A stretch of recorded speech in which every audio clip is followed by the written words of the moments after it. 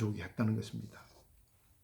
여기 신약 성경에도 보면요, 우리는 형제를 사랑함으로 사망에 옮겨 생명에 들어간 줄을 알거니와 사랑하지 아니하는 자는 사망에 머물러 있다 그랬습니다. 그리고 그 형제를 미워하는 자마다 살인하는 자니 살인하는 자마다 영생 속에 거하지 아니하는 줄을 너희가 아는 바라. 그가 우리를 위하여 목숨을 버리셨으니 우리가 이로써 사랑을 알고 우리도 형제를 위하여 목숨을 버린 것이 마땅하다 그랬습니다. 그런데 그 형제를 고통을 주고 형제에게 피눈물을 흘리게 하는 어떤 그런 행위를 한다면 이것은 거룩한 땅을 더럽히는, 피로 더럽히는 결과를 초래한다는 겁니다. 또한 우상으로 자신들을 더럽혔다 이렇게 말씀하셨습니다. 그 우상들로 말미암아 자신들을 더럽혔으므로 내가 분노를 그들에게 쏟아 그들의 행위대로 심판하여 각국에 흩으며 여러 하나님이 가장 진노하는 게 우상 숭배 아닙니까? 우리는 하나님만 사랑하고 섬겨야 할 하나님의 백성입니다. 사실 그 이스라엘 백성들은 하나님과 그렇게 언약을 맺어 율법으로.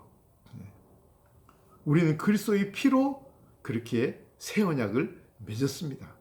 그래서 목숨을 다하고 힘을 다하고 성품을 다하여 주 너의 하나님을 사랑하라. 이게 오늘 우리에게 주어진 계명이죠. 그뿐만 아니라 우리는 예수 그리스도의 신부들입니다. 그러니까 우리가 다른 신을 숭배하는 것은 우리의 왕이신 하나님을 배반하고 모독하는 것이고 우리의 신랑 되신 그리스도에게 간음하는 큰 죄가 된다는 것입니다. 결국 이스라엘 백성들은 이 두 가지 죄로 하나님의 심판을 받고 적국의 포로로 잡혀가게 된 것입니다. 또 하나님께서 지적하는 죄가 하나님이 우리를 버렸다고 이 불신자들로부터 조롱을 받는 것.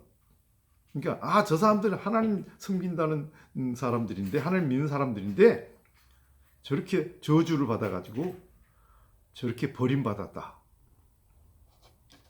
이방인들로 하여금 그런 말을 듣는 것이 바로 하나님의 이름을 더럽히는 결과를 가져온다는 것입니다. 참 근래에 정말 이 목사들뿐만 아니라 성도들이 참 아주 부끄러워서 입을 열지 못하게 하는 그런 사건들이 많이 있었잖아요. 우리나라 대형 교회를 세운 유명한 목사님들이 어떤 스캔들이나 죄로 인해서 9시 뉴스에 뉴스거리가 되고 또 법정에서 실형을 받는 그런 것들을 보게 되고 세상 사람들이 그걸 보고 교회를 욕하고 하나님을 비웃는 것을 우리는 경험했습니다. 그런 사람들이 가서 전도하려고 그러면요, 너나 잘 믿으세요 이렇게 하면서 비웃습니다. 이런 것들이 바로 하나님 이름을 더럽히는 죄가 된다는 거죠. 근데 하나님은 이렇게 죄로 더러워져서 수치당하는 우리를 버려두지 않으시고 우리를 구원하신다는 겁니다. 그래서 우리가 더럽힌 하나님의 이름을 구해내신다는 겁니다. 시편 23편 3절에는 자기 이름을 위하여 의의 길로 우리를 인도하신다 이런 말씀했잖아요. 그래서 우리가 더럽힌 하나님 이름을 구하는 길은 더러워진 우리를 구하는 길밖에 다른 길이 없습니다. 우리를 구해서 우리를 회복시켜야만 세상 사람들이 하나님을 다시 두려워하고 경외하게 된다는 것이죠. 여러분 탕자의 이야기를 아시죠? 탕자는 결국 자신이 더럽힌 아버지 이름을 생각하면서 이제는 아버지 아들이라 일컬음 받을 수 없다라고 생각을 했습니다.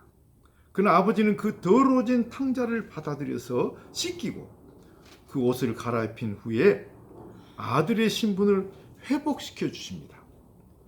그래서 탕자가 더럽힌 자기 이름을 구해냈습니다. 이 죄로 더러워진 아들이 깨끗하게 회복되는 것이 그 아들이 더럽힌 아버지 이름을 회복하는 길이었다는 것입니다. 사실 우리 모두는 하나님의 이름을 더럽힌 탕자들입니다. 우리가 예수 믿어도 종종 우리의 삶에서 실수와 또 우리 육신적인 어떤 행동들 때문에 사람들로부터 비난을 받고 웃음거리가 되는 경우들이 종종 있습니다. 그러나 하나님은 자기 이름을 구하기 위해서 결국은 그로 인해서 어려움을 당하고 있는 우리를 구해내신다는 겁니다. 그래서 바로 하나님은 이 탕자를 더러움에서 구원해내신 하나님, 그렇게 함으로 자기 이름을 다시 구해내시는 하나님이시라는 것을 오늘 우리에게 말씀하고 있는 겁니다. 하나님은 이렇게 더러워진 우리를 구원하여 우리를 높이고 영화롭게 해주심으로써 자기 이름을 영화롭게 하십니다. 그러니까 우리가 더러워지면 하나님의 이름이 더러워지는 것이고, 하나님이 우리를 구원해서 깨끗하게 하시면 하나님의 이름이 회복이 되는 것이고, 하나님이 우리를 구하실 뿐만 아니라 우리를 영화롭게 하시면 결국은 하나님의 이름이 영화롭게 되는 겁니다. 그래서 하나님은 우리를 구원하셔서 영화롭게 하셔야만 하는 겁니다. 이것은 우리의 숙명입니다. 우리는 반드시 그렇게 되어야만 합니다. 결국 우리가 그렇게 영화롭게 되는 것은 부활을 통해서 예수님과 같은 몸으로 그런 모습으로 변화되는데, 이것이 하나님께서 우리를 영화롭게 하시는 최종적인 방법이죠. 그래서 결국은 하나님의 영광을 받게 되는 것입니다. 여기 다시 한번 그 말씀 읽어볼게요. 그러나 이스라엘 족속이 들어간 그 여러 나라에서 더럽힌 내 거룩한 이름을 내가 아꼈노라. 하나님은 자신의 이름을 아끼는 분이시라는 겁니다. 그러므로 너는 이스라엘 족속에 이르기를 주 여호와께서 이같이 말씀하시기를 이스라엘 족속아 내가 이렇게 행함은 너희를 위함이 아니요 너희가 들어간 그 여러 나라에서 더럽힌 나의 거룩한 이름을 위함이라. 여러 나라 가운데서 더럽혀진 이름 곧 너희가 그들 가운데서 더럽힌 나의 큰 이름을 내가 거룩하게 할지라. 아멘. 우리가 더럽힌 이름을 하나님께서 다시 구해내서 거룩하게 하신다는 겁니다. 그래서 우리를 구원하실 수밖에 없다는 거예요. 우리가 잘나서 그런 게 아니라는 겁니다. 그 다음에 여기 내가 그들의 눈앞에서 너희로 말미암아 나의 거룩함을 나타내리니 내가 여호와인 줄을 여러 나라 사람이 알리라. 주 여호와의 말씀입니다. 그러니까 이방인들 앞에서 우리가 그 하나님 이름을 더러워했잖아요. 그 더러워진 우리를 그들 앞에서 구해내시고 우리를 높이심으로써 하나님이 영화롭게 되고 사람들이 하나님을 두려워하게 하시겠다, 그런 말씀이죠. 근데 이번 하나님이 자기 백성을 회복시키는 이 네 단계가 있더라고요. 첫째 보니까 그들을 비웃던 이민족들 앞에서 자기 백성을 구해내시는 겁니다. 이제는 다 망했다고 생각하는데 그들 앞에서 그들이 다시 재기하게 되는 겁니다. 다시 모든 것들이 다시 일어나는 그 역사를 보게 하시는 거죠. 이스라엘 백성들을 그렇게 그들이 욕하고 비웃었지만 어느 날 하나님께서 그 당시에 그 모든 민족들이 다 바벨론에 의해서 망해가지고 포로로 잡혀왔거든요. 그러니까 다양한 민족들이 바벨론 땅에 살고 있는데 하나님께서 그 가운데 유대인들만 고레스를 통해서 해방을 시킵니다. 그리고는 그들을 고국으로 귀환시킵니다. 그러니까 이 민족들은 그걸 쳐다보면서 할 말을 잃은 거예요. 저것들 하나님께 벌받고 망해가지고 이제 참 끝난 줄 알았더니 그게 아니네. 그들의 신이 그 여호와가 그들을 해방시켜가지고 고국으로 돌아가시는구나. 그래서 오히려 부러운 눈으로 그를 바라볼 수밖에 없다는 거예요. 그러니까 하나님은 우리를 비웃는 세상 사람들 앞에서 결국은 우리를 구해내신다는 겁니다. 아멘. 물론 우리가 잘못된 것은 우리가 죄를 짓고 우리가 실수하고 유혹에 빠지고 부끄러움을 당할 일을 했기 때문에 비난을 받는 겁니다. 그래서 망한 거예요. 하나님께서 징계를 받는 거예요. 그런데 거기서 끝나는 게 아니고 하나님은 그런 우리를 거기서 회개하게 만들고 다시 회복시켜서 우리를 높여주신다는 겁니다. 그래서 우리를 비웃던 사람들이 우리를 보면서 하나님을 두려워하게 만들고 하나님 이름을 높여주신다, 그런 뜻이에요. 그래서 우리는요, 참 역설입니다. 우리가 죄를 짓고 망합니다. 그래도 우리에게는 회복할 수 있는 소망이 있다는 겁니다. 이게 놀라운 거예요. 이게 하나님의 은혜입니다. 하나님은 절대로 우리를 버려둘 수 없는 게, 우리를 버려두면 하나님 이름이 계속 더러워지기 때문에 그 이름을 구해내기 위해서 그 이름을 믿고 그 이름을 가지고 있는 하나님의 자녀, 그리스도인, 예수 믿는 사람, 성도, 그 이름 때문에 우리를 건져내실 수밖에 없다는 겁니다. 자, 인민족들 앞에서 우리를 다시 건져내신다. 그 다음에 두 번째는 떠났던 땅으로 다시 그들을 데리고 돌아와서 맑은 물로 씻어주신다 하는 겁니다. 이 회복인데요, 두 번째 단계가. 그래서 그 떠났던 땅으로 다시 돌아온 거야. 하나님을 떠났던 자리로 다시 돌아와서, 그죠? 그 시작했던 그곳에 다시 서게 해서, 그리고 하나님께서 그 맑은 물로 씻어서 정결하게 해주신다. 그런데 여기 맑은 물이요, 사실은 부정한 자에게 뿌려서 정결하게는 속죄의 잿물입니다. 이게 민수기 19장에 이 잿물 만드는 규례가 나오거든요.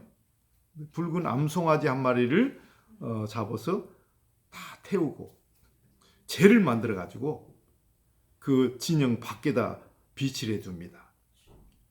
그러다가 시체를 만졌다거나 무슨 고의적인 죄를 지으면 성전에 가서 속죄 제사를 드려야 되죠. 그러나 부지 중에 부정한 것을 만지면 부정해져요. 그러니까 부정한 사람을 만져도 부정해지고요. 시체를 만지면 부정하고요. 그 죽은 사람 그 집안에 있게 되면 그것도 부정해져요. 그러면 하나님께 나갈 수가 없으니까 그런 경우에 그런 사람들을 이 진영 밖에 비치해둔 이 재를 물에 타가지고 뿌려주는 겁니다. 그래서 이 잿물을 뿌리면 바로 그 부정에서 깨끗하게 되는 거예요. 이것도 속죄의 잿물이라고 하는 겁니다. 여러분, 이 속죄의 잿물이 무엇을 의미합니까?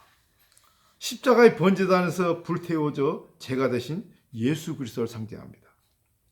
그러니까 그 제가 되신 예수님은 부정해진 우리를 정결케 씻는 잿물이 되신 거예요. 근데 그 잿물이요, 주님의 말씀이에요. 예수님께서 최후 만찬 자리에서 제자들의 발을 씻어준 세속식 하셨죠. 그 의미가 뭡니까? 예수님이 그랬습니다. 내가 너희에게 이렇게 하는 것을 아느냐 그랬죠. 그러면서 너희도 서로 발을 씻겨주라 그러는데, 이게 베드로가 그러잖아요. 그러니까 그러면 내 온몸 머리도 씻겨달라 그러니까 이미 목욕한 사람은 발밖에 쓸 게 없다. 그렇게 말씀하시고 너희는 내가 일러준 말로 이미 깨끗하였으니 내 안에 거하라 그랬습니다. 그러니까 그 말씀의 잿물로 우리의 더러운 심령을 씻을 때 우리의 삶이 정결케 된다는 거죠. 에베소장 26절에도 물로 씻어 말씀으로 깨끗하게 하사. 그래서 우리가 매일 경건의 시간을 갖고 하나님의 말씀을 묵상하고 들어야 되는 게, 그게 우리의 더러워진 영, 우리의 생각, 이런 것들을 씻어내서 우리의 영을 다시 정결케 하고 우리의 삶을 정결케 하는 것이 바로 이 하나님의 거룩한 말씀이에요. 이게 잿물입니다. 그러니까 날마다 우리는 그렇게 해서 우리를 씻어서 정결케 해야 되는 거죠. 그다음에 세 번째 보니까 이 굳은 마음의 각질을 벗겨내고 부드러운 마음을 갖게 해주신다 하는 겁니다. 우리가 살다 보면 또 마음이 강팍해지잖아요. 화를 내고 또 부당한 일을 당하고 그러면 분노하게 되면서 마음이 또 강팍해집니다. 그럴 때 하나님께서 우리의 마음을 부드럽게 만들어 주신다고 하셨는데요. 그 임미나 그 자매가 그 간증한 걸 보니까 자기가 자폐아를 데리고 하나님께서 그냥 무조건 하와로 가라는 어떤 사인을 줘서 무조건 가가지고 어떤 작은 교회에 갔다는 거예요. 근데 사실은 그 사람은 LA 그 검사로 부장 검사일 뿐만 아니라 또 변호사고 신분이 상당한 사람이잖아요. 근데 그 교회 가서 6개월 동안 있는데 자존심이 죽는 훈련을 받았다 그럽니다. 그러니까 자기를 버티게 해준 것은 내가 누군데 하는 자존심이었다 그랬어요. 근데 그 자존심을 내려놓기까지 자기를 무시하고 자존심 상하게 하는 일들이 4번이나 반복이 됐다고 그러더라고요. 그래서 왜 계속 그런 일이 일어날까? 그러다가 깨달은 게 이것이 하나님께서 하신 일인가 보다. 내 자존심이 죽을 때까지 이걸 하나님께서 계속 하시나 보다 생각이 들어서 그때 하나님, 주님 이것 좀 고쳐주세요 라고 기도하기 시작했다고 그래요. 그리고는 자아가 죽고 나니까 더 이상 상처받지 않게 되었다고 그러더라고요. 근데 하루는요, 이제 테스트가 온 거죠. 그 자녀들을 잘 키운 어떤 자매가 자기한테 그 자폐아 때문에 고통당하는 자기를 보면서 안 됐다는 듯이 아이에게는 엄마 기도밖에 없는데 당신이 자식을 해서 기도하지 않아서 그런 것 같다는 이런 말을 이제 한 거죠. 자존심 상하는 일이잖아요. 안 됐다는 듯이. 근데요, 즉시 이런 반응이 자기한테 나오더라는 거예요. 그전 같으면 그냥 또 속이 상하고 뭐 얼굴 붉히면서 한마디 했을 텐데 전혀 화가 안 나고 자매님은 참 기도를 많이 하시나 봐요. 애들을 저렇게 잘 기르신 걸 보니까 우리 애를 위해서도 좀 기도해 주세요. 자매님 얼마나 기도를 많이 했으면 아들을 저렇게 훌륭하게 기르셨는지 모르겠어요. 하나님이 정말 참 좋으신 분이시죠? 그랬더니 이 사람이 당황하더니 하더니 그냥 조용히 사라지더라는 거예요. 그리고는 그 다음 1년 동안 그런 말을 한 사람이 한 사람도 없더라는 거예요. 그래서 아이가 완전히 치유되지는 않았지만 주님 그냥 이 정도면 됐습니다 하고 예수님만 바라보고 기뻐하면서 한 6개월을 살았다고 고백했어요. 그럼 그때부터 예수님만 생각하면 너무 좋고 나를 사랑하는 주님이 내 안에 살아계신 한은 걱정할 것이 없다. 이런 편안한 마음을 갖게 됐는데 갑자기요 94년도에 하용균 목사가 LA 와가지고 그 집회할 때 거기 갔는데 그때 들었던 설교 말씀이 생각이 나더라는 거예요. 내 은혜가 내게 족하다. 그때 하용균 목사가 그 암으로 참 고통하면서도 하나님의 은혜가 내게 족하다 그런 그 간증 설교를 하는데 자기가 충격을 받고 어떻게 저럴 수가 있을까 했다는 거죠. 근데 내 은혜가 내게 족하다. 영어에 보니까 My grace is enough. 겨우 충족된 게 아니고 넘친다는 그런 뜻이라는 거예요. enough, 차고 넘친다. 그래서 그때부터 주님을 찬양하면서 기뻐하는 삶을 살게 됐다 그럽니다. 그때부터 놀라운 축복이 배달되기 시작했는데요. 자폐증 아이가 크리스찬 스쿨에서 학기를 마쳤다는 소식을 듣게 됐어요. 더 놀라운 것은 1년 반 지나서 아이의 자폐증이 흔적도 없이 사라지는 기적이 일어났다는 겁니다. 그래서 하나님은 그를 비웃는 사탄과 사람들 앞에서 그녀를 높여주셨고 그의 마음을 은혜로 부드럽게 해주시며 성령으로 사랑을 부어서 하나님과 사람을 사랑할 수 있는 사람으로 변화시켜 주셨다 이렇게 고백을 했습니다. 여러분 성령의 능력으로 말씀에 순종하는 삶을 살게 하시는 것이 4번째 단계. 그러니까 우리가 말씀에 순종하는 것이 우리의 의지가 좀 안 되거든요. 근데 성령을 부어주셔가지고 너희가 말씀에 순종하도록 해주시겠다. 내 영을 너희 속에 두어 내 율례를 행하게 한다. 그러면서 내가 준 땅에서 내 백성이 되고 나는 너희 하나님과 관계가 새롭게 되는 것이죠. 여러분, 하나님 말씀에 순종하려면요, 그분을 사랑해야 돼요. 그래서 하나님은 성령으로 사랑을 우리 마음에 부어주신다고 하신 겁니다. 이 사랑이 부어질 때 우리의 신앙이 온전하게 될 수 있어요. 이 하나님의 사랑이 부어지지 않으면 사실 우리는 하나님을 사랑할 수도 없고 내 가족도 사랑할 수 없습니다. 그리고 더군다나 이웃을 사랑할 수 없고 우리를 괴롭히는 원수를 어떻게 사랑할 수 있어요? 마지막으로 우리가 완전히 회복돼 하나님 이름이 회복되면 하나님께서 우리에게 풍성한 삶을 누리게 하신다고 그랬습니다.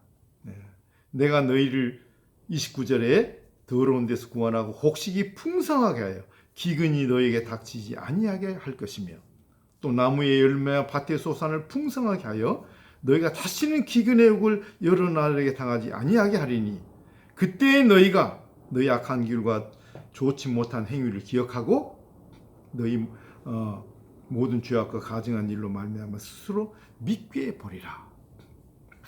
그러니까 다시는 기근의 욕을 당하지 않고 이 경제적 궁핍에서 해방시켜 주신다는 겁니다. 그리고 나누고 베풀 수 있는 풍성한 삶을 주신다는 겁니다. 하나님이 이렇게 우리를 회복시켜 주신다는 이 놀라운 약속을 하셨습니다. 그래서 우리에게는 그렇게 될 수 있는 희망과 소망이 있는 거예요. 하나님 의지하지 않고 세상 기웃거리고 우상에게 바친 지난날의 수치를 뼛속까지 뉘우치면서 이제는 하나님과 사랑하고 섬기는 그런 그리스도인으로 변화시켜 주신다는 약속입니다. 그런데 우리가 여기서 결코 잊어서는 안 되는 한 가지 사건, 이게 오늘의 메시지인데요. 하나님이 우리에게 이 구원을 베푸신 것은 우리를 위함이 아니라는 겁니다.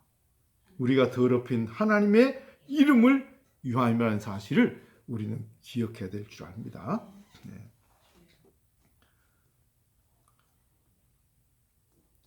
그래서 하나님의 자녀인 우리에게 희망이 있는 거죠.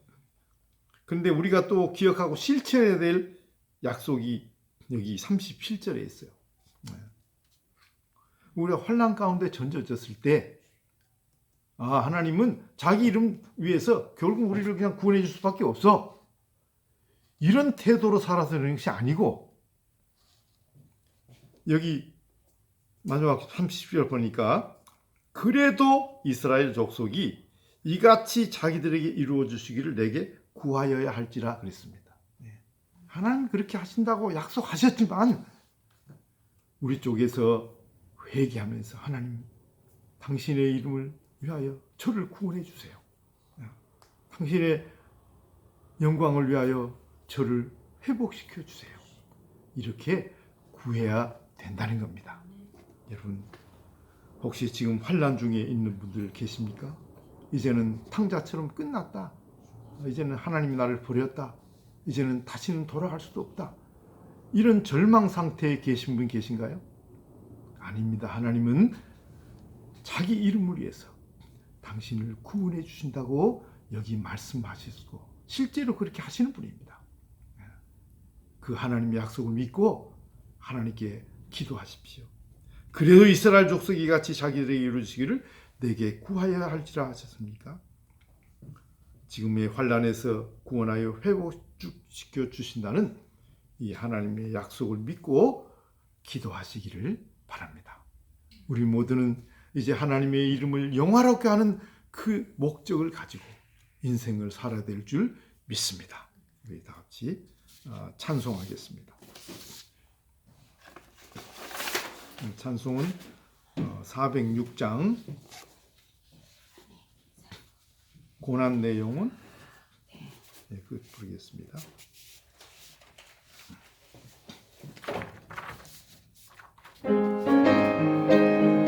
1절, 2절, 4절 그렇게 부르겠습니다.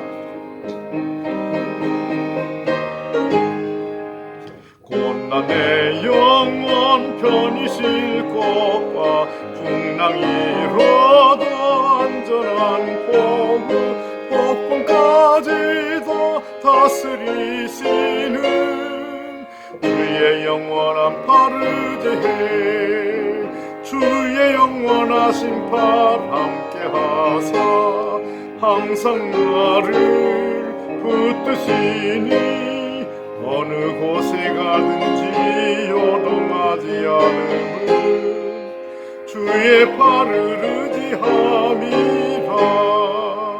세상 친구들 나를 버려도 예수는 함께 동행함으로 주의 은혜가 충만하리니 주의 영원한 팔을 지해 주의 영원한 심판 함께 하사 항상 나를 붙드시니 어느 곳에 가든지 요동하지 않음은 주의 팔을 의지함이라.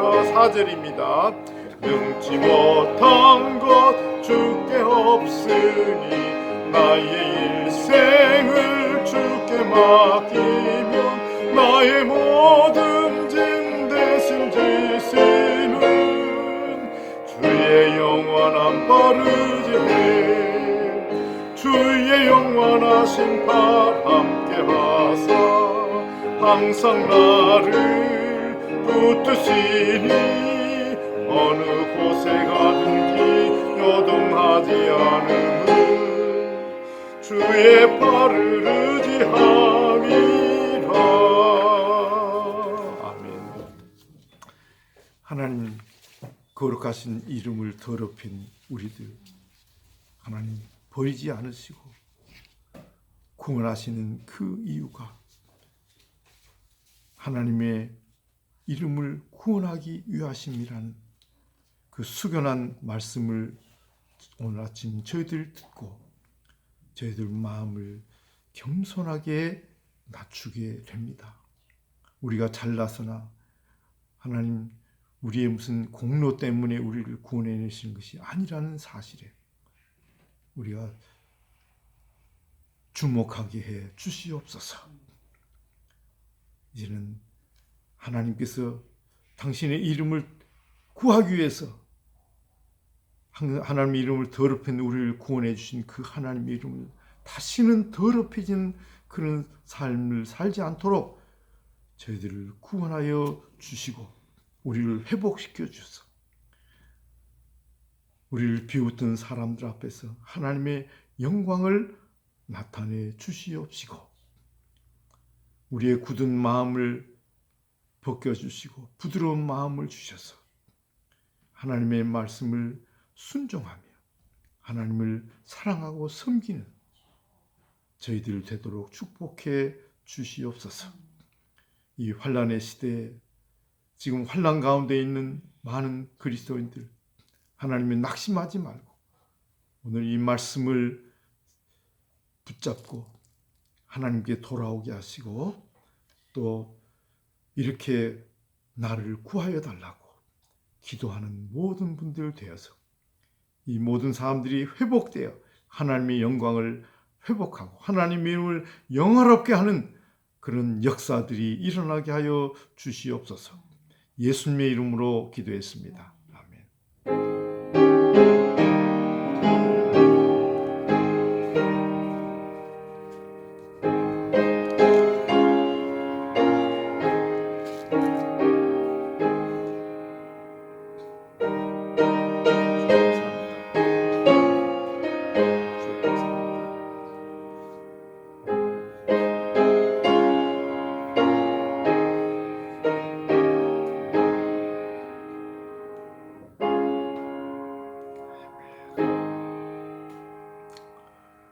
예배를 마치겠습니다. 한 주간 동안 주의 은혜 아래서 평강을 누리시고 하나님께 영광 돌리는 그런 삶을 사시기를 축복합니다.